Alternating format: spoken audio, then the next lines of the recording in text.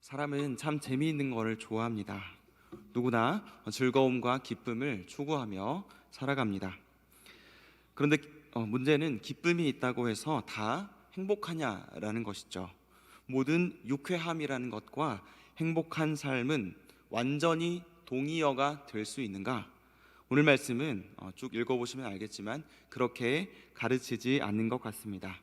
오늘 본문은 기본적으로 즐거움을 추구하는 것 그 자체로는 인간 모두가 가지고 있는 영적인 갈증을 해결할 수 없다는 사실을 보여줍니다. 하나님 없이 추구하는 즐거움은 헛될 뿐이라는 것이죠. 그것을 우리가 흔히 쓰는 말로 쾌락주의라고 말할 수 있을 겁니다. 우리는 자신을 쾌락주의자라고 부르지 않을 겁니다. 여기에 쾌락주의자 계십니까? 근데 우리조차 하나님과 상관없이 우리의 기쁨을 궁극적인 기쁨을 하나님 없이 누릴 수 있을 것이다 라고 생각하면서 즐거움을 찾는 시도가 있다면 그것은 쾌락주의적인 태도가 아니라고 말할 수 없을 것입니다. 이런 태도가 어떤 면에서 헛된지, 그리고 우리가 뭔가를 기뻐할 때, 즐거워할 때 이게 우리 자신에게 참으로 유익한 기쁨이 되는 조건과 기준이 무엇인지에 대해서 생각을 해보길 원합니다. 첫째는 약속의 문제입니다. 약속입니다. 사실 성경은 약속으로 가득 찬 말씀입니다. 하나님은 성경의 수많은 구절들을 통해서 우리에게 약속을 주십니다. 근데 이 약속이라는 것은요, 세상도 우리에게 합니다. 나름의 약속을 해요. 근데 그게 참된가 하는 것이죠. 과연 세상은 우리에게 약속하는 것을 지킬 수 있는가 하는 문제입니다. 저는 소주, 맥주 이런 거 먹어본 적 없습니다. 안 먹어봤어요. 그래서 잘 모르긴 한데 통상적으로 술이라는 것이 약속하는 것이 무엇이죠? 취했을 때 그 몽롱한 기분, 슬픔과 고통을 다 잊고 빠져드는 알딸딸하다라고 말하는, 다 모르는 척 하시고 계신데 그러니까 취한 사람들끼리 거침없이 나누는 그런 스스럼 없는 대화들, 이런 것들이 스트레스나 고통을 한 방에 싹 사라지게 만들어준다고들 하더라고요. 술이 그걸 약속하는 겁니다. 취하면 어떻습니까? 지금껏 억눌러왔던 화를 술을 도움 삼아서 쉽게 분노로 표출을 하기도 합니다. 이상한 웃음을 짓기도 해요. 희한한 울음소리를 냅니다. 평소에는 그렇게 못 울면서 말이죠. 그리고 공허한 자랑을 늘어놓기도 합니다. 마치 세상에 두려울 것 없는 사람처럼 으스대면서 오만하게 행동하기도 합니다. 때로는 자신이 모든 것을 이해하고 막 용서하고 다 아낌없이 주고 베풀어 줄 거라는 대단히 막 너그러운 척, 아량을 베푸는 사람인 척 이야기를 할 때도 있습니다. 그렇게 술을 마시고 달리고 또 달리는 거죠. 그렇게 취하며 웃고 떠드는 시간은 마치 지상의 낙원에 온 것 같은 기분이 들게 합니다. 그 새벽이 끝나지 않을 거라고 믿고 싶은 거죠. 그 밤이 영원할 거라고 믿고 싶은 거예요. 그렇지만 현실은 현실입니다. 밤은 영원하지 않습니다. 반드시 아침이 됩니다. 그래서 모든 사람이 그 아침을 기쁨 가운데 맞이할 때 술 취한 사람들에게 남은 것은 차가운 바닥에 쓰러져 가눌 수 없는 자신의 몸과 자신이 쏟아낸 구토 위에 얹힌 자신의 영광스러운 얼굴과 쓰라린 위장보다 더 아려오는 영혼의 깊은 후회, 자신에 대한 환멸, 그것만이 남게 되는 것이죠. 행복을 약속했던, 이거 마시면 취하면 좋을걸 이라고 약속했던 바로 그 약속이 실은 행복을 줄 수 없다는 것을 알게 되는 것이죠. 그러니까 술을 예로 드는 것일 뿐입니다. 무엇이든 마찬가지죠. 세상이 약속한 행복은 온데간데 없고 남는 것은 그냥 자기 몸 하나밖에 없는 것입니다. 그에 비해서 성경의 약속은 어떻습니까? 반드시 이루어지는 약속입니다. 하나도 땅에 떨어지는 법이 없는 것이죠. 하나님께서 신실하시고 하나님께서 거짓이 없으신 분이기 때문에 그 약속은 반드시 이루어집니다. 진실이 아니면 할 말이 없으신 분이 우리 하나님이시기 때문에 그 말씀, 그 약속이 신실하게 이루어지고 그렇게 우리는 그 약속의 말씀에 기대어 살 수 있습니다. 둘째는 정말로 손해가 없는가 하는 것입니다. 세상은 뭔가를 성취하면 즐거움을 맛볼 것이다 라고 말하곤 합니다. 오늘 전도자도 그런 이야기를 하고 있죠. 4절을 보면 이 사람이 사업을 엄청 크게 이루어 본 사람인 것 같아요. 9절에서 말하는 것처럼 예루살렘의 모든 사람들보다 훨씬 더 창성한 사람이었다라고 말합니다. 근데 그것도 헛되도다라고 이야기를 하는 것이죠. 그게 헛된 이유가 여러 있을 것입니다. 크게 이루면 만족할 거라고 생각했는데 실상은 그렇지 않은 것이죠. 쉽게 실증 나는 겁니다. 그래서 또 목표를 가지고 일을 하게 되는 것이죠. 또 성취합니다. 또 그 기분 얼마 못 갑니다. 대단한 업적과 성취를 이뤄서 삐까뻔쩍한 지상 낙원이라도 만들어 살 것처럼 생각하지만, 그렇게 얘기하지만, 세상은 그렇게 약속하지만 그 기쁨도 그때뿐이다 라는 것이죠. 뭔가를 이루면은 만족할 거다라고 하지만 현실은 그 다음에 또 이걸 이뤄야 행복할 것 같은데, 또 이루면 또 그 다음에 이걸 이루어야 진짜 행복할 것 같은데 라고 하면서 살아가곤 하죠. 그러니까 이루어야 할 숙제만 산더미처럼 남기고 죽는 것이 인생입니다. 뿐만 아니라 큰 사업이나 어떤 성공을 이루면 생각하는 좋은 결과만 있을 것 같지만 그렇지 않은 경우도 많죠. 좋은 결과가 있긴 있습니다. 그러나 항상 뭐가 따라오냐면 성가시고 나쁜 결과들도 같이 따라온다는 것이죠. 30년간 악착같이 열심히 일한다고 가족들을 돌보지 않다가 성공은 했지만 가족들이 등을 돌린다거나 친구를 잃어버린다거나 하는 것들 말이죠. 더군다나 세상의 쾌락을 얻기 위해서 뭔가를 이루고 싶어하는 사람은 주로는 뭘 먼저 희생을 하냐면 영적인 일, 영적인 가치들을 희생하기 쉽습니다. 세상의 기쁨을 추구하니까 영적인 기쁨을 아주 하찮게 여기는 것이죠. 그래서 그걸 희생시키고 세상의 것을 취합니다. 그게 제일 큰 손해인데 그런 손해인지도 모르고 자기는 이룰 거 이루었으니 그까지 영적인 손해 정도는 괜찮다고, 난 그래도 행복하다라고 말하면서 스스로 위안을 삼는 것이죠. 하나님을 제외한, 하나님을 고려하지 않은 이러한 세상적인 성취가 이런 막심한 피해를 우리에게 입히는데도 불구하고 우리는 아랑곳하지 않고 그것을 추구한다라는 것입니다. 그러나 하나님을 추구하는 자들에게는 손해가 없습니다. 왜냐하면 하나님은 우리에게 아무것도 앗아가시지 않기 때문입니다. 모든 것이 하나님 안에 있기 때문입니다. 혹 앗아가시는 것, 하나님께서 나로부터 빼앗아가시는 것이 있다고 느낄지라도 그것은 우리에게 원래부터 필요가 없었던 것이었거나 우리에게 해를 끼치는 것이었기 때문에 앗아가시는 것입니다. 아닌데요? 아니요, 맞아요. 하나님의 판단이 맞는 것입니다. 때로는 우리에게 너무나 유익해 보이는 것도 하나님이 거둬가실 때가 있는데, 이도 역시 궁극적으로 우리를 사랑하셔서 우리를 위하여 그렇게 하시는 일이니 궁극적으로 우리에게 남는 것은 선한 것임을, 비록 무언가 잃어버렸다 하더라도 남은 모든 것이 하나님이 우리에게 유익하고 선한 것이라고 판단하시고 우리에게 남겨둔 것이다 라는 것입니다. 그래서 오히려 우리의 영혼은 그 하나님 안에서 부요해질 수 있고 세상에 줄 수도 없는, 알 수도 없는, 그리고 세상이 빼앗아갈 수도 없는 그 기쁨과 평안을 누릴 수 있게 되는 것입니다. 세 번째는 그 즐거움, 그 행복이라는 것이 과연 자기 자신만을 위한 쾌락인가 아니면 타인을 세우는 것인가 하는 점입니다. 4절부터 계속 반복되는 말이 뭐냐면 나를 위하여입니다. 나 자신을 위하여. 이것이 쾌락주의의 목표인 것이죠.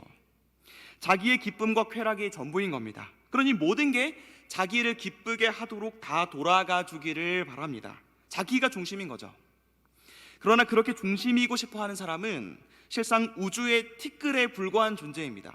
작은 어려움 하나 제대로 감당해내지 못합니다. 작은 돌뿌리 하나에 걸려 넘어져서 코가 깨지는 것이 저와 여러분들입니다. 우리가 추구하고 싶은 모든 쾌락과 기쁨과 즐거움을 취할 능력이 있으십니까? 없으시죠. 쾌락주의는 결국 나 중심, 나 자신을 위하여라는 구호를 끊임없이 외칩니다. 그렇게 우리의 삶을 몰아가지만 실상은 내 중심이라고 하는 그 구호가 불가능하다는 것을 인생이 깨닫게 해주는데 자꾸 그렇게 사는 삶이 어떻게 행복하겠느냐라는 것이죠. 그리고 보통 기쁨과 즐거움이라는 것은 많을수록, 그리고 클수록, 그리고 오래 지속될수록 좋은 것입니다. 근데 현실이 안 그래요. 왜냐하면 내 기쁨과 즐거움을 절제하는 것이 유익할 때도 있는 것이거든요. 즉 내가 나만의 즐거움을 추구하는 것이 때로는, 아니 자주 타인에게 고통이 되는 경우가 많기 때문입니다. 근데 우리 신경 안 쓰죠. 나 중심의 쾌락주의, 나만 행복하면 된다고 생각합니다. 그래서 내 쾌락을 극대화하고 따라서 타인의 고통도 극대화되는 것이죠. 여기서 우리는 쾌락주의의 실체, 끝을 보게 되는 것입니다. 이 쾌락 추구라는 것도 결국에는 자기 자신을 위한 것에 불과하게 되면 힘의 논리가 작용하게 됩니다. 힘센 사람이 쾌락 추구를 이기적으로 나 자신을 위하여 몰고 가면 다 당할 수밖에 없는 것이 현실입니다. 그런 힘의 논리 앞에 가만히 있자니 고스란히 피해를 당하고 저항하려고 한다 치니 다치는 쪽은 또 연약한 우리 자신입니다. 그러니 우리에게 필요한 것은 그 모든 세상의 힘과 권력을 뛰어넘는 그것을 초월하는 권위와 규범이에요. 그런 권위와 규범이 되시는 하나님, 그 하나님을 우리가 바라봐야 하는 것입니다. 그래야 이 세상의 쾌락주의로 인해서 힘으로 자기 쾌락을 위해서 힘을 사용하는 집단의 그 쾌락의 극대화로 인해서 입는 그 피해를 완화하고 우리는 품어줄 수 있고 우리는 치유해 줄 수가 있는 것이죠. 세상의 권력이 제시하는 쾌락이 아니라 더 큰 권력, 더 큰 권위를 가지신 하나님이 주시는 참 기쁨을 맛본 사람은 그런 의미에서 다르게 살아간다라는 것입니다. 세상에서는 쾌락을 위해서 더 높은 권력의 자리에 자신이 앉아서 나 자신을 위하여 자기 중심적인 세력을 형성하며 자기의 기쁨을 위해 살아갑니다. 그러나 신자들은 다르다는 것이죠. 이미 그 권력의 자리에, 그 권위의 자리에 하나님이 계시다는 걸 알아요. 이게 안 보이면 내가 그 자리에 오르려고 하지만 이게 보이면 내가 그 자리에 오를 필요가 없는 것이에요. 그 자리에 하나님이 앉아 계시기 때문에 높으신 하나님 앞에서 오히려 우리 자신을 돌아보게 됩니다. 그리고 무릎 꿇게 됩니다. 그리고 자신을 복종시키게 됩니다. 나 자신을 부인하는, 나를 위하여가 아니라 나를 부인하고 하나님을 위하여, 타인을 위하여 섬기는 삶의 방식을 갖게 된다는 것이죠. 그리고 점점 낮아집니다. 그렇게 자신이 낮아질 때 상대적으로 하나님의 높으심을 더 깊이 체감하게 되기 때문인 것이죠. 그래서 그 높으신 하나님으로 만족을 누리기 때문에 구태여 자신이 높아질 필요가 없는 것입니다. 높아져야 한다는 욕심이 사라진 신자들은, 우리들은 낮은 자리에서 세상의 잘못된 권력이나 죄악된 힘에 억눌려 있는 자들을 도리어 품고 사랑하며 그들을 억눌렀던 세상보다 더 높은 권위와 힘으로 통치하시는 하나님께로 그들을 인도하고 그들에게도 우리의 기쁨과 즐거움을, 진정한 즐거움을, 진정한 쾌락을 알려주고 안내하는 그러한 삶을 살게 되는 것이죠. 그래서 우리는 다음과 같은 사실을 반드시 기억해야 됩니다. 첫째는 즐거움을 얻기 위해서, 내가 뭔가 즐거움을 얻기 위해서 무언가가 필요하다, 뭔가를 필요로 한다는 것은 결국 우리 존재는 뭔가를 얻어야 되는 거잖아요. 뭔가에 의존할 수밖에 없는 연약한 존재라는 거예요. 뭔가를 가져서, 뭔가가 만들어져서 그걸 가짐으로 말미암아 쾌락을 느끼는 것, 그게 다 뭡니까? 하나님이 아니라 한계가 많고 약한 인간 자신, 그 자신을 그대로 보여주는 것입니다. 부족하고 결함 많은 사람이 자신의 쾌락을 위해서 기어코 뭔가를 해봤자 그게 한계가 많은 인간이 만들어내는 것일 뿐이기 때문에 그것은 진정한 행복을 줄 수 없습니다. 아무것도 안 만들어내도 괜찮고 아무것도 공급이 안 돼도 괜찮은 분은 하나님밖에 없어요. 이거를 하나님의 자존성, 하나님의 자충족성이라고 하죠. 하나님은 이미 자기 자신으로 충분하세요. 근데 인간은 아니라는 거예요. 인간이 즐거움을 위해서 뭔가를 만들어내고 뭘 얻으려고 하는 욕구 자체가, 그러한 욕구가 있다는 것 자체가 보여주는 것이 뭐냐면 나 자신에게는 나를 온전히 만족시키는 것이 나올 수가 없다는 것입니다. 금방 나는 고갈되는 존재라는 것이죠. 자기 스스로가 좀 괜찮고 쓸만하고 충분한 존재라고 생각하십니까? 그렇다면 쾌락을 추구할 필요가 없죠. 스스로 자기에게 만족하고 있으면 돼요. 그러나 그렇지 않습니다. 원래부터 인간은 의존적인 존재인 거죠. 외부로부터 뭘 얻어서 즐거움을 추구한다는 것은 궁극적으로 외부에 계신 하나님을 의존해야만 그 즐거움이 온전히 성취될 수 있다는 것을 보여주는 것입니다. 그러니 우리는 즐거움을 추구하고 쾌락을, 기쁨을 추구하는 이 본능 자체가 나 자신이 쓸만한 존재가 아니라는 것을 입증해 준다는 것을 기억해야 돼요. 그러니 나 자신을 위하여, 나를 위하여, 그리고 내가 권력의 자리에 우뚝 서서 뭔가를 행하려고 하는 그러한 삶의 방식을 버리게 되는 것이죠.